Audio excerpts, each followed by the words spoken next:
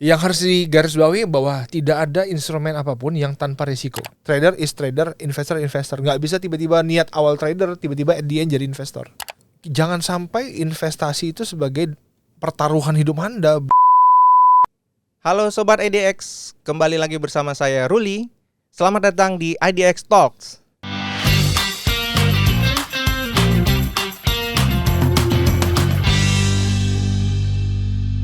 Di episode sebelumnya, kita belajar tentang investasi ya. Kali ini kita mau ngobrol soal instrumen investasi khususnya di pasar modal Indonesia. Masih bersama dengan Bang Marco Kawet, Market Development Spesialis Bursa Efek Indonesia. Selamat datang kembali Bang. Hai, Bang Ruli. Terima kasih udah datang kembali Bang, udah berkenan untuk mampir di IDX Talks. Sama-sama, senang sekali, suatu kehormatan. Suatu kehormatan. Kita mau ngobrol-ngobrol lagi nih Bang ya. Yuk, mari. Kita lanjutkan diskusi. Ini berlanjut nih? Lanjut Bang, lanjut ya? Episode sebelumnya itu Luar kan biasa. dengan Abang juga ya. Oh iya, siapa ya kayak itu? Bukan kayak.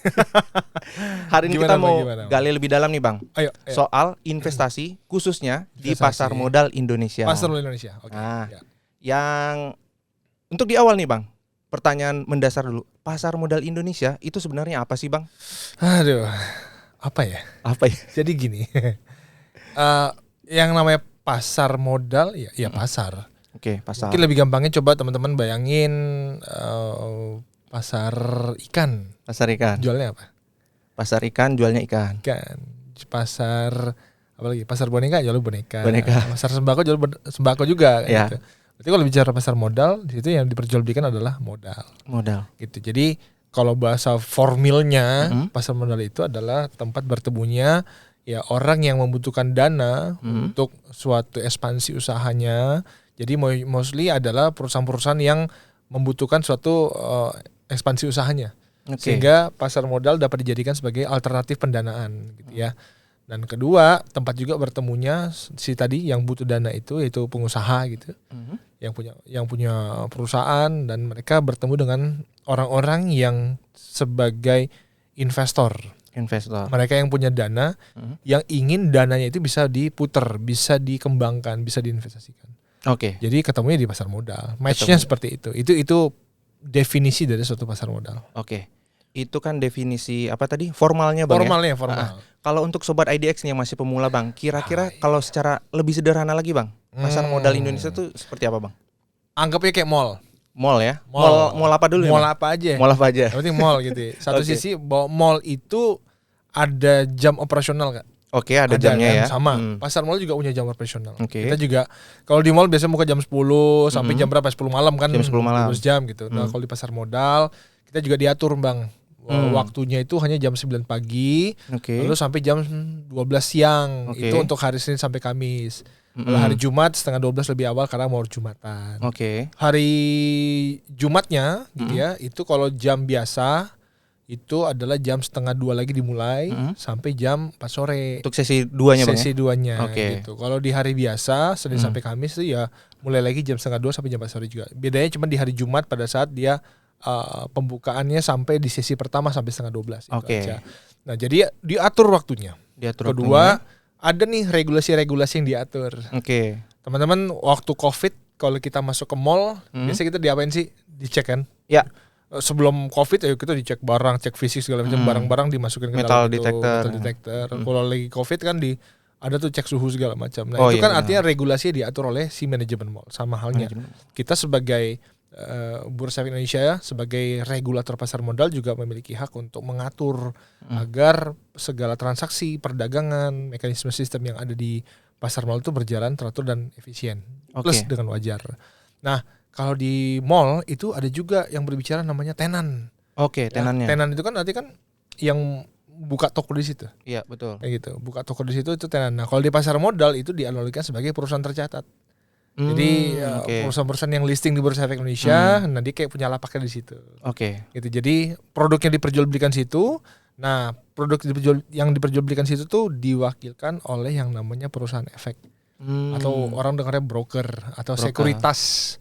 Oke. Nah, jadi yang punya tenan-tenan di mall itu anggaplah sebagai seorang sekuritas yang dia memperjualbelikan barang-barang produk dari si perusahaan tercatat. Gitu. Nah, Oke. kalau kita sebagai pengunjung di mall kan bebas kan mau masuk mana aja. Iya. Kan gitu kan. Nggak harus kita masuk satu tempat harus di situ belanja kan belum tentu. Oke. Gitu. Cuma bedanya kalau di mall mungkin barangnya variatif. Oke. Ya, misalnya sebelah ini jualnya toko makanan, sebelahnya bisa berbeda nih toko komputer, toko Sepatu, baju, sepatu. apa. Tapi kalau di pasar modal ya seperti itu. Artinya menjual seluruh barang yang sama. Jadi sekuritas yang ada di bursa itu semuanya memperjualbelikan seluruh perusahaan tercatat yang ada di Bursa Efek Indonesia. Oke. Gitu. Jadi yang membedakan apa? Ya servisnya. Misalnya nih masuk ke toko satu, wah enak ya. Begitu masuk di welcome, oh enak ya masuk ke sini dikasih handuk anget gitu. Jadi itu kembali ke layanan kan gitu. Oke. Sama kalau di dalam real practice-nya ada beberapa faktor yang membedakan antara sekuritas A dan seterusnya itu adalah fee transaksi. Oke. Ya karena kan di dalam transaksi kita ada dikenakan fee ya. Dikenakan fee. Dari pembelajaran yang kita lakukan. Gitu. Jadi analogi gampangnya anggapnya sebuah mall, ada tenannya itu sekuritas yang memperjualbelikan barang-barang perusahaan tercatat. Oke. Ada pengunjungnya. Pengunjungnya itu adalah investor. Pengunjungnya investor. Betul. Oke. Nah, kalau di mall itu kan ada manajemen gedung. Hmm. Nah, itu ibaratnya Bursa Efek Indonesia. Oke. Jadi kita yang ngatur tuh jam berapa lu buka, jam berapa lu tutup. Kalau ada yang nakal diapain, kalau ada yang bagus dikasih reward seperti itu. Oke. Gitu. Nah, dari mall-mall yang ada di Jakarta lah misalnya atau di Indonesia dimanapun itu, kan diatur juga oleh otoritas yang lebih tinggi. Oke. Jadi kalau di mall-mall mungkin apa ya di bawah Kementerian Perdagangan kali ya kalau nggak salah ya. Nah kalau di kita di pasar modal di bawah OJK. OJK Bang ya. Jasa Keuangan. Oke. Jadi itu gambaran analogi yang paling simpel yang teman-teman bisa pikirkan. Oke. Mungkin dari ini dulu Bang. Kalau tadi kita soal bursa doang nih.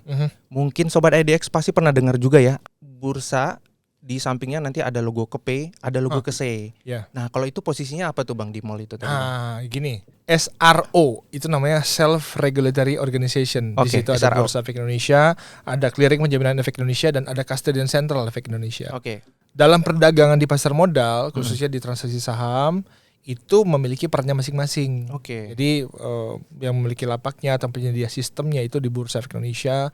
Lalu kita mengatur tadi ya, misalnya hal-hal yang perlu diatur peraturannya. Ya. Lalu di situ ada juga clearing penjaminan efek yang menjamin agar transaksi itu Menjamin. terjadi. Jadi harusnya ada yang beli dengan harga sekian, beli dengan harga sekian dengan jumlah efek yang sama, maka dia menjamin transaksi itu terjadi. Oke. Nah setelah itu baru di settlement nih, gitu. Settlement itu dilakukan oleh Custodian Central. Oke. Gitu, Penyelesaiannya Bang ya. Penyelesaiannya, Penyelesaian. jadi termasuk juga dengan penyimpanan. Nah karena Oke. perdagangan di Bursa Efek Indonesia, pasar modal kita saat ini tidak lagi menggunakan perdagangan berbasis warkat ya. Oke. Kalau zaman dulu mungkin orang tua kita dulu masih dagang saham tuh pakai sertifikat gitu. Jadi bentuknya Fisik fisik, dia Bang. nih. Oke. Sekarang kan udah gaya sekarang ya. Udah Digital gaya ya? anak muda digital gitu. Lo bayangin Bang Ruli lagi jalan-jalan misalnya gitu ya. Kalau misalnya seseorang punya aset saham misalnya. Bayangin kalau masih punya fisik nih. Lagi traveling ke Bali atau kemana. Kepikiran nggak? Masa mau dibawa kemana-mana tuh? Iya betul. Gitu. Jadi sekarang ini enaknya udah transaksi sebesar apapun, sebanyak apapun, kepemilikan itu disimpan dalam bentuk scriptless gitu. Jadi tersimpan di custody. Siap. Gitu. Scriptless ya. Ya. Nah, oke Bang. Kita udah mulai paham nih soal apa itu pasar modal Indonesia. Ya. Nah, sama seperti Sobat IDX pasti pernah dengar juga setiap ada instrumen investasi yang baru nih. Wah. Pasti mau tahu dulu Bang, kira-kira keunggulannya, kemudian mungkin kalau bisa dijelaskan sedikit juga Bang potensi risikonya gitu Bang ya untuk investasi. Oke, saya berangkat dari ini dulu ya jenis-jenisnya. Oh, boleh. Instrumen investasi itu banyak sih memang. Ya. Ya kalau kita berbicara secara umum, orang dari zaman generasi yang dulu tuh orang tahu mulai dari emas batangan. Kalau zaman dulu orang tua kita nih, banyak kan gitu kan. Emas batangan atau mungkin ke properti tanah gitu. Ya wajar-wajar aja karena zaman dulu mungkin persepsinya wah kalau orang kaya itu orang punya tanah. Itu kan maksudnya kita dengar ya di mana-mana udah punya tanah sini itu sebagai salah satu bentuk kepemilikan aset juga gitu. Tapi sifatnya itu kan aset yang diam nggak bisa diapa-apain. Dalam arti tidak yang segampang itu mau kita perjualbelikan. Bisa jual beli tapi kan butuh waktu. Butuh waktu. Gitu. Tidak semua orang bisa beli dengan harga sebesar itu. Betul. Nah semakin bergeser ke sini orang mulai mengenal istilahnya deposito ya di perbankan gitu. Nah itu jadi pilihan juga. Lalu kesininya, nah itulah yang namanya transformasi digital ya. Kita juga tidak bisa menutup mata dengan semua itu. Makanya sekarang gaya investasi sekarang sudah berbasis digitalisasi keuangan. Makanya orang bisa punya saham, ya bisa punya reksadana, punya obligasi dan semua itu bisa diperjualbelikan secara electronic base. Enak kan gitu anak muda zaman sekarang inline dengan teknologis. Betul. Mereka sejauh jari memencet layar sentuh mereka itu, mereka bisa mendapatkan masa depan untuk itu. Ya. Gitu. Jadi beberapa produk-produknya adalah yang tadi saya sebutkan ya. Kalau di pasar modal ada saham, obligasi, reksadana. Walaupun turunan-turunannya masih banyak nih, Mas Bang. Banyak, Bang, ya? Banyak banget. Tapi itu yang paling gampang diakses oleh masyarakat. Karena sebagai anggaplah sebagai entry level. Entry level. Karena kalau kita berbicara lebih advance lagi, tentunya diharapkan seorang investor itu juga memiliki pemahaman yang kuat nih. Misalnya nih, kalau saya sebutkan ya, ada produk-produk seperti ETF. Ya, ETF pun boleh kita katakan sebagai entry level, karena kan itu reksadana yang diperjualbelikan di pasar. Seperti saham gitu, Bang? Ya, kalau reksadana kan kita nggak bisa jual beli kayak saham kan. Oh iya, betul. Tapi kalau ETF itu exactly kayak saham. Cuman ternyata itu produk pasar modal, produknya berupa reksadana yang dikemas. Tapi diperjualbelikan direct di dalam pasar. Baik. Ya, selain itu ada lagi namanya structure warrant. Nah, kan ada yang seperti itu akan menjadi pilihan advance ke depannya bagi mereka yang sudah expert. Gitu. Jadi bukan tidak boleh, tapi lebih disarankan yang menyesuaikan juga dengan profil risiko. Kalau memang dari awal beginners ya udah yang normal dulu aja gitu. Yang jadi terbiasa dulu ya, terbiasa dengan begini mekanismenya. Cara kerja seperti ini, sehingga teman-teman nanti kalau sudah dalam tanda kutip menguasai akan lebih mudah untuk lebih melakukan diversifikasi itu. Diversifikasi itu begini, Anda tidak hanya mengandalkan pada satu instrumen. Jadi bukan cuma di saham, bukan aja cuma gitu. Anda udah expert saham nih ya, coba untuk diversifikasi gitu. Karena apa tujuan diversifikasi? Untuk lebih mengamankan aset kita. Jadi kalau salah satu ini misalnya kita punya yang satu, ternyata one day terjadi something happen nih di Indonesia itu. Dan itu ternyata nilai turun. Nah, kalau ada alternatif lain, ini yang bisa menopang. Karena umumnya yang terjadi adalah ketika salah satu instrumen lagi turun, ada lain yang sedang naik gitu. Jadi ada suatu perbalikan arah. Nah, itu tujuannya diversifikasi.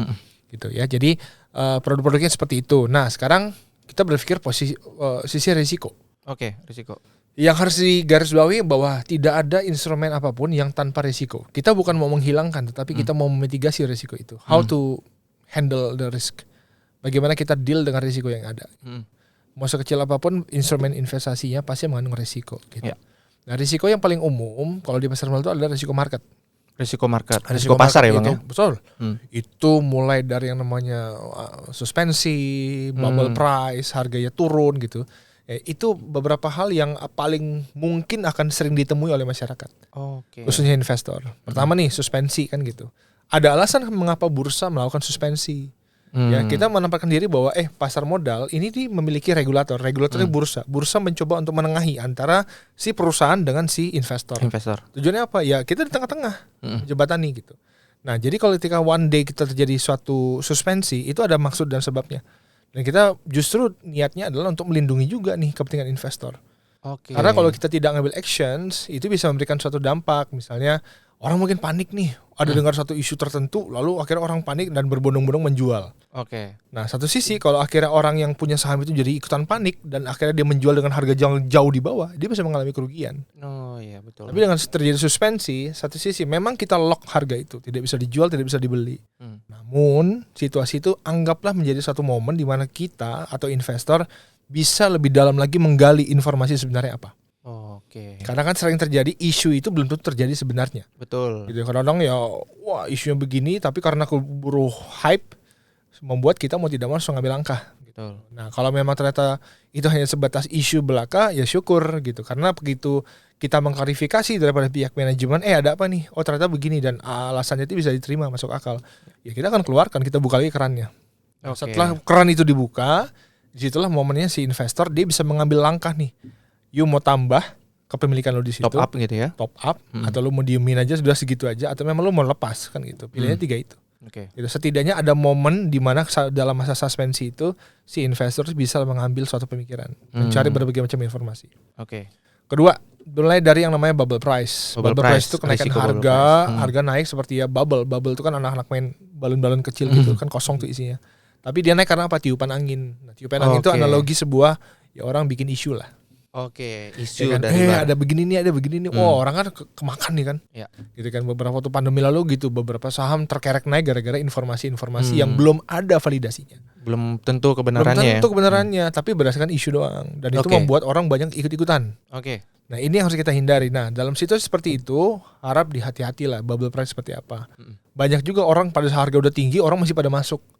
Gitu. Nah kita punya konsep yang namanya pasar modal, beli di harga terendah, jual di harga tertinggi, bukan sebaliknya. Yang terjadi adalah banyak yang gitu. Harga udah naik, udah tinggi gitu ya, orang baru beli, baru masuk. Pada saat dia beli lah turun, ngamuk-ngamuk. Kan gitu. Nah ini masalah momentum yang juga harus menjadi pertimbangan dari investor. Ya harus dipelajari juga Bang. Ya, yang ketiga paling sering itu adalah terjadinya penurunan harga. Ini resiko nih. Resiko penurunan harga. Harga turun, jangan langsung diambil suatu kesimpulan bahwa perusahaan ini jelek. Belum tentu. Gitu ya. Karena teman-teman juga memahami bahwa turunnya harga itu faktornya banyak. Lah, kalau dia turun bisa jadi karena kinerja bermasalah. Kedua, bisa aja mungkin kebijakan tertentu berubah. Misalnya pemerintah mengeluarkan suatu kebijakan yang menurut investor, wah ini bisa berdampak negatif pada perusahaan itu. Sehingga membuat akhirnya orang menilai, wah jelek nih, akhirnya orang tinggalin dulu. Gitu. Ketiga, bisa jadi karena apa? Oh orang pada ngambil untung. Momentum. Ya. Sekarang kan gini, misalnya Bang Ruli mengambil suatu produk gitu ya, di harga sekian gitu. Ya kan? Siapa tahu ada orang lain di sebelah Bang Ruli misalnya yang sudah ambil dulu misalnya sebulan lalu. Dan sudah mengalami kenaikan sekian persen dan itu dia pengen mencairkannya, pengen merealisasikan keuntungan.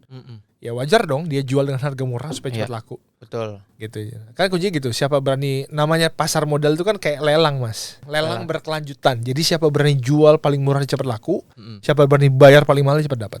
Gitu. Makanya dalam setiap perdagangan pasar modal, kalau teman-teman lihat di platform itu tuh akan ada berbagai macam harga.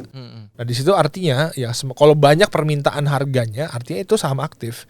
Gitu. Banyak yang minat gitu Bang. Banyak yang minat dan orang mencoba untuk menawar. Namanya wajar dong, hukum ekonomi kan. Walau mau beli ya semurah-murahnya, mau jual setinggi. Seperti itu. Jadi risikonya seperti itu dari produk-produk yang ada. Kalau itu tadi kebanyakan di saham Bang ya. Kalau di obligasi sendiri Bang sama reksadana mungkin Bang? Ya. Risiko di reksadana. Reksadana itu adalah suatu produk yang dikemas. Ya, dikemas di dalamnya itu terdapat berbagai macam instrumen. Kalau reksadana itu kan terdapat ada 3, 4 saya lupa. Ada reksadana saham, ada reksadana pendapatan tetap atau obligasi, ada reksadana campuran. Kan gitu. Ini berdasarkan isinya berarti Bang? Portofolionya Bang? Ya, dalamnya dan itu semua diatur berapa persentase minimalnya. Misalnya kalau reksadana saham dia minimal dana itu 80% diputar pada aset saham. Wajib di saham. Betul. Kalau reksadana pendapatan tetap atau obligasi itu dia minimal adalah 80% di obligasi. Kalau campuran itu maksimalnya 79%. Tidak boleh lebih dari itu. Nah, disitulah bagaimana peran fund manager ya dalam dia mengatur portofolionya. Satu positif dari suatu produk reksadana adalah ketika ada investor yang merasa tidak punya waktu, dia merasa gue tidak punya pemahaman yang cukup untuk bisa mengelola saham secara langsung atau melihat obligasi mana yang paling bagus, dia bisa menggunakan jasa dari reksadana sebagai entry level. Nah reksadana ini kan sangat gampang ya Bang Ruli ya dicari ya sekarang. Dari marketplace aja kita bisa punya reksadana dengan harga paling murah 10.000 itu udah bisa beli. Gitu. Bisa ya? Bisa. Dan mereka juga ada transparansinya. Jadi satu peraturan dari OJK adalah setiap produk reksadana itu harus ditampilkan. Ada berapa dalam portofolio produk reksadana itu apa aja sih aset di dalamnya. Kinerjanya gitu. Mulai dari kita termasuk juga list produknya apa aja di dalamnya. Misalnya nih, suatu produk reksadana A gitu. Di dalamnya ternyata ada 25 jenis perusahaan yang sahamnya dimiliki oleh produk itu gitu. Itu harus ditampilkan kepada publik. Sehingga investor yang mau beli reksadana dia juga tahu. Gitu kan. Jadi bukan beli kucing dalam karung nih. Itu salah satu bentuk keuntungannya. Nah, risiko reksadana adalah ya ketika namanya underlying-nya saham ya atau obligasi, artinya ketika produk utamanya juga mengalami namanya koreksi, itu akan mempengaruhi dari kinerjanya. Gitu. Jadi kalau saham lagi pada turun ya reksadana saham juga bisa potensi turun. Demikian kalau obligasi lagi jelek nih, lagi turun gitu, ya sama itu juga berpengaruh. Gitu. Nah, kalau obligasi risikonya apa? Risiko obligasi lebih kepada ketika suku bunga naik. Gitu. Karena kan ya suku bunga bank naik ya itu orang jadi pilihan kan gitu. Wah, akhirnya gue taruh dulu dan mungkin masuk ke sana. Jadi risiko yang bisa berpotensi adalah ketika suku bunga naik ya orang bisa menjadi ada alternatif nih. Gitu ya. Mungkin bagi orang-orang yang belum merasa nyaman untuk masuk ke dalam portofolio produk pasar modal ya dia mungkin akan mudah kembali nih ketika lihat suku bunga baik nih, bagus dia pindah lagi ke produk lain misalnya deposito gitu. Ya tapi ya nggak masalah, yang namanya investasi itu penting. Jadi walaupun orang punya beberapa pilihan, ya buat kita itu jauh lebih mereka memitigasi risiko mereka. Gitu. Yang penting ketika Anda memilih suatu produk pasar modal, baik itu saham, obligasi, reksadana, ketahui bahwa semua memiliki risiko, tapi risiko yang bisa Anda kelola. Risiko yang bisa dikelola, gitu Bang ya. Oke, tadi berarti disebutkan ada 3 gitu Bang ya, entry level kira-kira ya Bang ya.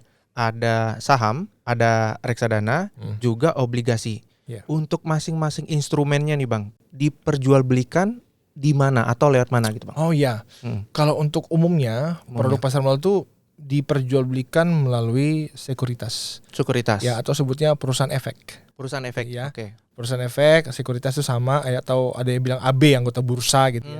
Nah, mereka memperjualbelikan barang itu. Memang tidak semuanya. Semua dalam arti tidak satu perusahaan itu dia menjual ketiga-tiganya. Ada yang cuma saham aja gitu ya. Tergantung gitu. Nah, kalau bicara obligasi, saya rasa banyak ya agen penjual obligasi, misalnya dari perbankan bisa. Iya, di bank juga ada yang nawarin Bang. Ya, jadi itu bisa diakses dari mana saja. Sekuritas pun ada juga menjual obligasi. Tapi kalau saham ya hanya bisa di sekuritas. Oke. Ya, kalau reksadana juga umumnya di sekuritas, tapi mereka akan dilingkan dengan misalnya aset manajemennya. Misalnya dia bekerja sama dengan siapa gitu. Manajer investasi Bang ya? Manajer investasi yang menjual reksadana, saham yang diperjualbelikan oleh sekuritas. Kalau misalnya untuk agen penjual untuk yang obligasi. Oke. Ada nih yang komplit ada. Jadi satu perusahaan itu dia jual semuanya, saham ada, reksadana ada, obligasi ada. Gitu. Jadi tinggal teman-teman cari. Tapi yang paling penting adalah ketika mencari perusahaan mana nih yang memperjualbelikan itu, ya dipastikan dulu legalitasnya. Nah, legalitas. Legalitasnya jangan lupa. Betul. Gitu. Karena sekarang banyak bro yang mengatasnamakan, kita terdaftar, kita ini, kita lisensi segala macam. Tapi ya ternyata ujungnya bodong, kasihan gitu. Ya tetap perlu cross check Bang ya. Cross check. Oke. Terus ini Bang, tadi dari beberapa pilihan investasi itu, gimana sih Bang cara memilih instrumen yang tepat? Langkah awal untuk memahami profil risiko. Profil risiko dulu. Ya, itu dulu. Jadi jangan langsung gue beli saham dulu deh. Enggak, ntar dulu. Anda profil risiko di mana? Pertanyaan selanjutnya, Bang, bagaimana cara saya tahu profil risiko saya? Nah, ini satu hal yang simple tapi kadang-kadang belum tahu orang bisa melakukan. Saya selalu kasih gambaran begini. Bang Ruli, kalau kehilangan 50.000 stres nggak? Belum ya. Cepet? Belum. Pinjam lah. Pinjam dulu 100. Sejuta? Belum ya. Bingung ininya mungkin kaget atau bingungnya waktu udah kehilangan 25.000 Bang. Oh gitu. Berarti sejuta udah kelewatan. 25 udah stres ya. Apa nggak ngomong? Itu satu hal realita yang terjadi. Artinya kita tidak pernah bisa untuk menyamakan profil kita dengan orang lain. Nah, jadi biarkan profil risiko itu bekerja. Bahwa dari situ teman-teman akan bisa lebih merunut lagi nih. Kalau profil Anda di ini misalnya, ya ini kan profil risiko ini kan artikan toleransi terhadap risiko. Kalau one day dana Anda yang Anda investasikan itu mengalami suatu bentuk kerugian atau akibat yang tidak bisa menentu ya, COVID begitu-gitu. Itu bagaimana Anda bisa menyikapinya? Nah, dari situ kita atur. Misalnya nih orang yang punya risikonya itu paling rendah, yaitu toleransi kecil misalnya konservatif. Ya. Artinya belah pada produk-produk yang memang memiliki risiko konservatif yang jauh nih, kecil, misalnya obligasi. Ya, yang takut ambil risiko gitu Bang ya. Gitu. Ya, harus kalau bicara takut sih menurutku ya yang jangan juga, tapi lebih ke namanya risiko kita harus mengambil. Karena saya bilang tadi apapun itu pasti ada risiko. Tapi kan mana yang paling minim risikonya kan. Kedua, kita berbicara yang moderate, ya ambillah seperti reksadana. Ini antara agresif dan konservatif gitu Bang ya. Kalau agresif ya saham. Gitu. Jadi pilihlah dari semua itu. Jadi nggak harus memaksakan diri. Nah, ada lagi bertanya nih Bang. Kalau saya seorang yang agresif, boleh nggak saya beli yang konservatif? Atau sebaliknya, kalau saya seorang yang konservatif, boleh nggak saya beli yang agresif? Boleh. Namanya seluruh instrumen boleh Anda miliki. Itu namanya diversifikasi tadi. Tapi yang membedakan adalah persentase kepemilikannya, alokasi dananya, harus disesuaikan. Jadi kalau Anda konservatif ya duitnya paling gede di situ dong, jangan terlalu agresif dan sebaliknya. Ya, betul. Gitu. Nah, kembali ke saham. Pertanyaan lanjutnya adalah apakah saham bisa menjadi suatu pilihan utama atau mungkin pilihan investasi awal bagi pemula? Bisa aja. Tadi kan kita ngomong reksadana kan, itu entry level lah karena dikelola oleh orang. Tapi ada juga orang merasa, waduh, nih duit gue ngapain orang lain kelola, kan bisa. Iya, betul. Artinya gue saham langsung aja, boleh. Karena di pasar modal sendiri, maksud saya di saham produknya, itu kita juga punya satu bentuk pemetaan. Jadi kita cacah nih. Cacahnya dalam arti gini. Saya seorang yang profilnya adalah seorang trader. Saya agresif nih. Trader gue nih. trader itu kan pilihan sahamnya banyak nih. Kita punya 900 berapa sekarang? 911 lebih Ya. perusahaan tercatat ya. Dari 911 itu berapa banyak saham-saham yang bisa saya transaksikan yang bagus untuk trading? Oke. Gitu kan. Nah, itu ada pilihannya namanya indeks. Metode indeks ini digunakan oleh manajer investasi menjadi bentuk reksadana, jadi bentuk ETF. Termasuk juga kalau Anda bisa menerapkan sistem indeks dalam kehidupan sehari-hari, khususnya dalam transaksi saham, Anda secara nggak langsung jadi fund manager. Anda secara nggak langsung mengelola keuangan Anda sendiri dengan cara yaitu mengurangi risiko itu. Mengurangi risiko. Karena dengan Anda misalnya nih beli saham-saham yang tergabung dalam LQ45 atau saham-saham IDX Value 30. Ya. Itu saham-saham yang memang dalam tanda kutip, quote and quote, itu lebih untuk transaksi yang sifat frekuensinya sering. Liquid gitu. Liquid dia. LQ45 kan liquid 45. Ya. IDX Value 30 tuh ada parameternya. Dia Oke. punya parameter dia liquid, fundamentalnya bagus gitu. Jadi sudah tersaring, bayangin dari 900-an disaring tinggal 30. Artinya itu udah qualified banget. Oke. Pilihannya sudah ada. Kedua nih, kalau orang yang dia sifatnya bukan agresif tapi lebih ke investor jangka panjang. Jangka panjang. Ada namanya Growth 30, ada namanya High Dividend 20 yang perusahaan High Dividend 20 tuh 20 perusahaan yang 3 tahun terakhir itu selalu bagi dividen. Lu bayangin aja lagi pandemi lu bagi dividen. Ya. Artinya apa, ini perusahaan jalan nih. Supaya Betul. demand-nya berjalan. Bisnisnya tetap jalan ya. Nah, jadi ada nih cara-cara untuk tetap membeli saham, untuk memilih mana yang terbaik bagi Anda, termasuk dengan profiling profil risikonya itu. Profiling. Jadi teman-teman yang baru nih khususnya Bang Rudi, Iya, betul. kita ingetin bahwa jangan takut untuk memilih. Karena apa? Caranya sudah ada, tinggal teman-teman mau aja belajar. Kembali saya bilang, namanya investasi ini bukan main-main ya. Betul. Ini sesuatu yang memang harus Anda seriusin. Anda beli perusahaan loh ini, bukan beli kacang goreng kan gitu. Iya, betul. Artinya kalau Anda serius dalam investasi ya Anda serius juga mempelajarinya. Betul. Karena kalau namanya investor ya nggak bisa cuma sekedar modal punya duit doang sama aplikasi, enggak. Ya. Tetap teman-teman apapun itu backgroundnya harus juga mengenal yang namanya analisa ya. Gitu. Analisa simpel-simpelnya ya kalau jangka panjang namanya fundamental. Kalau yang jangka Oke. pendek untuk trading cepat itu namanya technical. Technical. Gitu. Nanti teman-teman by practice akan ngerti ini harus ngapain. Oh, kalau beli saham fundamental tuh seperti ini cara ngitungnya. Oh. Karena apa? Ada banyak indikator. Ya kan? Ya. Banyak indikator. Nah, menariknya adalah setiap analisa itu memiliki banyak sekali indikatornya. Itu menjadi momok kadang-kadang Bang Ruli. Iya, karena bingung mau pakai yang mana gitu, Bang. Bingung. Ya. Kalau orang ekonomi ngerti. Kalau orang non ekonomik gimana? Betul. Ya kan, ini apaan? Coba kan debt to equity, return on Ya. asset investment, Rasio keuangan itu. rasio keuangan. Kalau orang ekonomi paham makanan sehari-hari, gitu kan? Sama halnya yang mau teknikal nih, apaan nih grafiknya begini? Oh, grafik itu ratusan. Ya. Ada Bollinger Band, ada moving average, ada macam-macam. Ya. Kalau Anda mau ngikutin semua metodenya, maaf nih, pusing loh. Ya. Pelenger loh.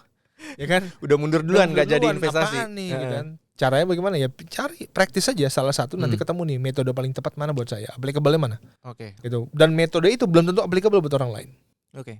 Itu satu. Kedua, teman-teman yang namanya berbicara investasi, ya Anda harus mencari suatu perusahaan yang memang nantinya Anda memang yakin dan bisa mengikuti perusahaan itu. Oke, betul. Kita punya banyak sektor, ya kan? Kita punya banyak sektor dan setiap sektor tuh punya plus dan minusnya. Punya keunikan masing-masing gitu, Bang. Masing-masing. Karena apa? Ada bahasanya kayak ada musim-musimannya. Misalnya kan ada musim, ada namanya January effect, ada sell on May go away, ada Santa Claus effect gitu segala macam. Jadi teman-teman harus pahami musim-musim seperti itu. Gitu. Makanya jadi caranya banyak deh kalau untuk memitigasi itu. Ya. Yang penting mau belajar, mau tahu dan pahami bahwa yang namanya perusahaan-perusahaan dan juga profil risiko itu punya karakteristik masing-masing. Oke. Yang penting mau coba aja. Nah, caranya terakhir adalah Anda maksimalkan yang namanya fitur-fitur yang diberikan oleh sekuritas. Kan kita kalau mau beli saham, beli produk kan harus melalui sekuritas tadi gitu ya. Betul. Itu sekuritas juga bukannya diem-diem aja. Mereka juga berikan kemudahan bagi investor. Ada rekomendasi juga nggak sih, Bang? Nah, beberapa perusahaan sekuritas itu memang memberikan layanan itu. Oke. Karena mereka hari-harinya mereka punya lisensi buat itu. Betul. Gitu. Jadi yang menjadi broker sekuritas itu mereka memang punya izin, Bang. Namanya WPPE, Wakil Perantara Pedagang Efek. Gitu. Jadi kalau punya izin ya mereka berhak untuk memberikan rekomendasi. Oke. Tapi rekomendasi itu disclaimer on. Investor boleh ikut, bilang enggak, boleh juga enggak. Oke. Gitu. Betul. Nah, sekarang fitur-fiturnya itu udah mantep banget. Udah lengkap ya, Bang. Udah banyak sekali fitur-fitur yang memudahkan investor untuk bisa mendapatkan mana nih produk yang paling keren. Kalau saya mau pilih perusahaan ini, kinerja bagaimana udah keluar semua situ. Laporan keuangannya kita bisa lihat ya. Udah dengan angka-angka indeksnya bahkan. Rasionya ini. Secanggih itu dan Iya, itu ibaratnya PR yang harusnya kita lakukan telah dilakukan oleh mereka. Itu saya bilang tadi servisnya. Oke. Kalau Anda masuk ke mall, masuk ke dalam pintu tenan tertentu, wah udah dikasih handuk hangat dan gitu. Itu yang menarik gak? Menarik. Artinya sekarang kan mereka berlomba-lomba dengan fitur yang ada, mana nih yang bisa memanjakan investor. Ya, supaya investor banyak Bener, dengan segala macam teknologi mereka lah. Wah, yang bisa pasang harga lah, yang bisa begini, otomatik inilah gitu. Itulah sekarang yang menjadi katakanlah ya persaingan antara sekuritas atau perusahaan efek itu mana yang paling easy to guide, easy to use oleh para investor. Oke. Gitu. Jadi jangan takut lah kalau merasa, aduh saya bukan orang ekonomi gitu. Tenang. Investor tuh banyak juga orang dengan berbagai macam disiplin ilmu, tapi ternyata bisa kok. Bisa Bang ya. Gitu. Kalau episode sebelumnya, gue udah mau investasi nih. Nah sekarang episode ini, gue mau investasi di pasar modal Indonesia. Tipsnya gimana Bang? Oke. Sambil refreshment lah ya. Refreshment. Ya boleh. Jadi, teman-teman, when you start your investment, satu hal, dua hal, tiga hal, empat hal banyak. Hal pertama adalah mulai terapkan yang namanya alokasi dana. Alokasi. Ya. Kalau teman-teman lihat di perkembangan yang disampaikan oleh para financial planner, itu mereka punya suatu konsolidasi tuh. Oke. 50% buat biaya hidup, 30 buat investasi nabung, 20% buat sosial dan seterusnya. Teman-teman bisa lebih fleksibel. Karena 50-30 itu umumnya seperti itu, tapi teman-teman atur sesuai dengan kondisi keuangan Bapak Ibu teman-teman sekarang. Statusnya juga mempengaruhi. Betul. Artinya kalau Anda masih single, tentunya kan biaya hidup harusnya nggak lebih tinggi kan gitu. Kalau Anda masih tinggal sama orang tua mungkin lebih kecil biaya hidupnya. Tapi kalau udah tinggal sendiri, udah married segala macam kan pasti ada cost yang harus Anda siapkan di situ. Itu satu. Yang kedua, dari sisi alokasi dana itu, investment itu menggunakan dana yang Anda alokasikan. Ya. Bukan dana yang Anda sisakan. Uang dingin gitu Bang ya. Jadi karena jangan sampai investasi itu sebagai pertaruhan hidup Anda, beda loh ini. Gitu ya kan. Yang Anda nggak santai, namanya kita investing is fun gitu ya. Investasi itu kebutuhan, bukan suatu pilihan. Oke. Gitu. Ini bukan sesuatu hal kita berbicara mengurangi gaya hidup Anda, enggak, ini menambah gaya hidup kita. Kita belajar dari kejadian orang ready nggak dengan COVID kemarin? Nggak ada yang ready. Nggak ada yang ready, nggak ada yang siap. Nggak ada yang tahu juga bahkan. Sekarang 2024 nih, hore tahun baru kemarin. Sekarang siapa yang tahu ntar kejadian lagi bisa lebih parah mungkin. Iya. Dari situ kita belajar nyiapin nggak kita. Oke. Makanya penting melakukan namanya alokasi dana. Alokasi dana. Ya. Kedua, dana darurat. Dana darurat. Umum nih ya. Ada rumusnya juga tuh, ada Betul. 6 kali 3 bulan, 6 bulan, 9 bulan. Pengeluaran bulanan gitu Bang ya. Pengeluaran bulanan. Anda merit ya 2 kali gitu, jadi 6 bulan kan dikali 2 tuh, 3 kali 2 6. Punya anak 1 9 bulan. Oke, lebih banyak lagi. 9 kali. Punya anak 2 12 kali, punya anak 3 15 terusnya lah. Jadi jangan banyak-banyak punya anak lah. 2 anak pusing cukup juga. Ya kan? Seperti itu alokasi dananya seperti itu. Apa dana darurat ya maksud saya. Dana darurat. Nah, selanjutnya kita mulai memikirkan yang namanya membuat catatan finansial. Catatan finansial. Bang Ruli, trust me or not, ini sesuatu hal yang sifatnya psikologis. Kalau kita bikin itu lebih menjadi mitigasi kita sebagai plafon keuangan. Oke. Karena kalau kita bikin catatan finansial, misalnya gini, gue tadi pagi keluar Gojek sekian, gue beli cilok sekian, catat aja semuanya. By the end, lo akan bisa mengatur dan bisa membandingkan, cost gue di bulan Januari sekian, cost gue di bulan Februari sekian. Kalau dilihat di apple to apple compare, kok gedean di Februari ya? Kenapa nih? Kan lu jadi nyari kan? Apa sih yang beda? Pos ini sama, pos ini sama. Ternyata yang berbeda adalah pos kenakalan remaja gue nih beda gitu. Ternyata Februari dapat pacar ya, tadinya jomblo di Januari. Kok jadi besar biaya kos beli kopi ya misalnya gitu. Itu hal-hal yang bisa menjadi Anda filter. Oke, membantu kita ya. Kalau enggak, ini yang dibilang orang, kita terima berapa banyak duit pun, kalau nggak bisa ngelola, ya habis-habis juga. Betul. Ya kan, pernah nggak ngerasa lu punya duit cash nih di kantong, ya, 100.000 aja, berapa hari lah gitu. Terus, gue masih punya uang nih di kantong nih. Masih dibuka kok tinggal goceng. Karena kita nggak ngecatat, mungkin kita nggak ngerasa, keluar, lagi ada cash nih pakai aja gitu. Jadi nggak sadar Bang ya sebenarnya. Sadar, tapi dengan ada pencatatan begini akan lebih memfilter, gitu ya. Boleh dicoba. Setidaknya itu salah satu langkah ketika Anda mau lebih serius lagi untuk berinvestasi.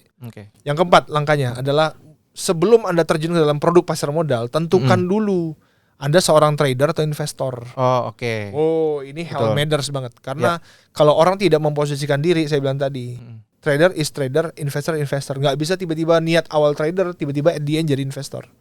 Oke. Dan sebaliknya. Gitu. Biasanya gimana sih aplikasinya? Begini, ada orang nih trader nih ya, trader kan dia cepat nih. Cepat. Gue mau beli saham ini, naik sekian persen gue jual, gue jual lagi gitu ya, begitu turun, ada tindakan lah begitu. Ya. Yang terjadi adalah ketika sahamnya lagi turun, targetnya misalnya 2% gue baru jual ya, baru turun 1% udah panik. Udah deg-degan. Prinsipnya siapa sih suka rugi? Nggak ada yang suka. Nggak ada yang suka. Sama halnya, saya punya teman, waktu pandemi kemarin dia kasih lihat sama saya, nih bro saham gua, emitennya ini gitu. Saya hanya tanya, wah selamat ya. Dia kasih lihat saya, potential profitnya itu sebesar 53%. 53. Saya bilang, bagus ya, udah untung? Udah dong gitu. Saya yakin udah untung? Udah. Udah, saya diamin. Minggu depan ketemu lagi, kita basket bareng gitu. Saya bilang, bro gimana sahamnya? Ya turun bro 30%. Loh katanya udah untung. Enggak, kan gue belum jual. Nah, keuntungan selama belum realisasi bang ya? Belum direalisasikan. Jadi jangan langsung bilang, oh sahamnya lagi naik nih, untung. Oh sahamnya lagi turun, rugi. Belum tentu. Gitu. Itu teman-teman harus bisa bedakan itu. Ya, trader atau jadi seorang investor. Karena selain itu, investor and trader itu punya suatu konsep waktu yang berbeda. Trader itu jangka pendek, fundamentalis atau investor jangka panjang. Oke, pendek sama panjangnya durasinya kira-kira? Kalau trader itu umumnya ya di bawahnya kurang lebih kayak ada yang trading harian, ada yang trading mingguan, ada yang trading sebulan gitu. Tapi kalau jangka panjang umumnya di atas 3 tahun. Jadi dia tidak memperhatikan pergerakan atau fluktuatif sesaat. Gitu. Nah kadang-kadang gitu kan, udah bilang tadi kan niat awal trading begitu sampai turun, wah langsung jadi investor dia. Jadi investor. Berubah haluan dia kan, oh bisa naik lagi nih. Beda sih konsepnya. Gitu. Jadi ada saham-saham saya bilang tadi kan, ada saham-saham yang memang untuk jangka panjang untuk investing, ada saham-saham memang lebih untuk trading. Gitu. Oke. Nah, sekarang tipsnya nih ya. Satu, hindari FOMO. Fear of missing out. Kejadian kan? Banyak. Karena apa? Orang tidak dibekali dengan pemahaman itu. Orang taunya, oh, orang lagi pada musimnya saham. Ya udah, orang jadi saham semua. Bang Ruli selama 2020 sampai 2023 kita bertambah sekitar 3,3 juta investor baru. 3,3 ya? Ya. Wow. Nambah itu gila loh. Tapi berapa banyak dari 3 jutaan investor itu yang memang paham tentang pasar modal? Oh, kita nggak bisa ukur ya, yang benar-benar. Iya, makanya dalam survei itu kan ada kelihatan tuh di mana literasinya itu literasi itu lebih kecil daripada inklusinya. Gitu. Nah, harapan kita kan adalah orang terliterate dong, orang paham baru orang executions. Gitu. Paham dulu baru punya. Iya, paham punya terus pantau. Masuk ya. Itu yang kita inginkan, tapi ternyata kan enggak. Nah, itulah kenapa kita juga hadir nih Bursa Efek Indonesia, kolaborasi dengan komunitas, kolaborasi dengan sekuritas, kita mencoba membuat suatu edukasi berkelanjutan. Sekolah pasar modal lanjutan, sekolah pasar modal level 2, belajar analisa pendalaman pasar. Itu yang kita inginkan supaya investor-investornya jadi pintar gitu. Ya kan, jadi jangan hanya bergerak atau transaksi berdasarkan apa ya kayak perakiraannya dia gitu. Ya kayak cenayang. Investasinya nggak begitu kan gitu. Semua ada hitung-hitungannya gitu. Jadi harus dipahami itu. Kedua tadi saya bilangnya join komunitas, itu penting. Ya jadi kalau udah jadi investor di sekuritas nggak apa-apa. Biasanya sekuritas juga punya komunitasnya masing-masing. Join aja, at least setiap hari itu teman-teman tahu nih, oh hari ini berita marketnya apa. Karena mereka yang hari-harinya di market, mereka tahu dan mereka punya tim risetnya masing-masing kan gitu. Jadi teman-teman jadi ngerti nih, oh situasi pagi ini begini. Apa kaitannya ketika kita tidur, market Indonesia tidur, di luar sana kan market buka. Di Amerika, di Eropa segala buka, dan itu bisa berpengaruh. Kenapa? Karena di Indonesia masih ada investor asing yang mereka juga bisa bergerak berdasarkan kondisi di luar negeri. Gitu ya. Yang ketiga, tadi saya bilang jangan invest dengan dana debt. Harus dari dana yang kita alokasikan. Dan yang keempat itu adalah mulai men-setup goals Anda. Karena memilih instrumen harus berangkat dari Anda maunya apa. Tujuan keuangannya bang ya? Tujuannya keuangannya apa? Anda invest buat apa? Macam-macam kan. Ada teori namanya Simon Sinek. Why, lalu how, lalu what. Itu teori Simon Sinek. Jadi why-nya itu apa? Buat apa Anda invest? Oh saya mau biayain orang tua saya mau married, saya mau sekolahin anak saya sampai jenjang tertentu. Itu dari situ kan Anda bisa ngitung. Saya mau gini nih, saya mau liburan nih, butuh duit berapa. Nah duit ini akan saya dapatkan dalam waktu berapa lama. Gitu kan. Nah dari tujuan itu Anda bisa ngukur kalau saya mau dalam waktu sekian waktu, ada waktunya, lalu mana instrumen yang bisa memberikan saya keuntungan yang bisa mencukupi itu. gitu ya. Lalu selanjutnya apa, dari what jadi why, how Jadi how. how kan caranya bagaimana realisasikannya. Ya tadi mulai investasi, cari sampingan, kerja lemburan, dan juga pentingnya berhemat. Ya kan, memahami itu gitu. Karena ya kalau kita ikutan FOMO ya, gaya-gaya sekarang kan lebih banyak konsumtif. Betul, lebih banyak konsumtif. Anak muda zaman sekarang kan bagaimana kita create agar mereka juga berpikir consume oke, tapi juga berpikir invest. Ya. Bukan hanya sekedar consume aja, tapi do consume, do invest. Ya. Kenapa kok do consume? Karena apa? Itu perputaran duit. Ya, perputaran Kalau ekonomi. kita tahu berpikir, wah enggak mau belanja gitu, wah nggak muter duitnya. Gitu kan. Sementara salah satu organ yang paling penting dalam dunia investasi adalah ekonomi dan emiten, itu perusahaan tercatat. Oke. Gitu. Jadi harus yang memutar di situ. Ya. Setelah itu tadi udah what, how, lalu selanjutnya adalah itu ya, lalu apa? Ya kan, kenapa kita investasi, caranya bagaimana, yang ketiga adalah lalu apa ya tadi. Mulai bikin yang namanya perhitungan keuangan, ya, mulai berinvestasi yang khususnya pada instrumen yang legal. Ya. Ya, jadi itu langkah-langkah tips bagi teman-teman yang ingin memulai suatu investasi. Oke. Terima kasih Bang Marco sekali Sama-sama, lagi Bang Ruli. sudah mampir dan memberikan penjelasan di IDX Talks. Sobat IDX, terima kasih sudah menyaksikan IDX Talks episode ketiga. Kemudian jangan lupa juga follow sosial media IDX Indonesia Stock Exchange di platform yang lainnya untuk jadi bagian aku investor saham pakai IDX Mobile, karena urusan masa depan harus terdepan. Terima kasih. Terima kasih.